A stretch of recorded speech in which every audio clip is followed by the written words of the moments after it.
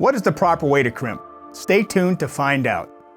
There are 3 terminal types that you will see in your repairs. Do you still remember? Correct. They are open barrel, sealed terminals, and solid pins.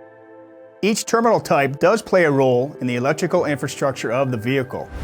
In most cases, there are 2 key areas on the terminals. They are the inner and the outer wings. The inner wings connect directly to exposed cable strands, and the outer wings capture the insulation of the cable. An exception is the solid pin. It will be crimped only on the cable strands and not the insulation. It's actually always the same crimping process. A successful crimp is always a 3-step process. The key elements are wire preparation, terminal alignment, and the crimp. Let's start with the first step, wire preparation. The wire stripping is similar for all 3 terminal types. The correct length of the strands is the key for success. A reliable method is to lay the unstripped wire into the terminal wings. Here you can visually mark the length of the strip needed. Sealed terminals have a specialty, the seal. Before the strip, insert it and push it past the strip point. The solid pin has a small opening at the top of the terminal.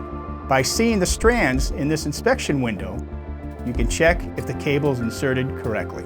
Coming to the second step, terminal alignment. Place the terminal into the right pocket. If you have chosen the right one, the contact will form where it needs to. Now close the tool, couple of ratchets, so that the terminal is seated properly. Now the third step, the crimp process. Insert the stripped wire into the contact so that the wings can permanently connect with the stranded wire.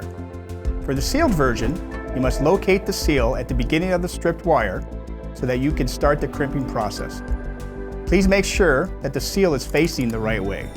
Then squeeze the handles until they open automatically to complete the crimp process. Let the tool do the work. No more worries that the crimp terminals doesn't fit into the housing. With the right tool, you get great crimping results in the repair environment all the time.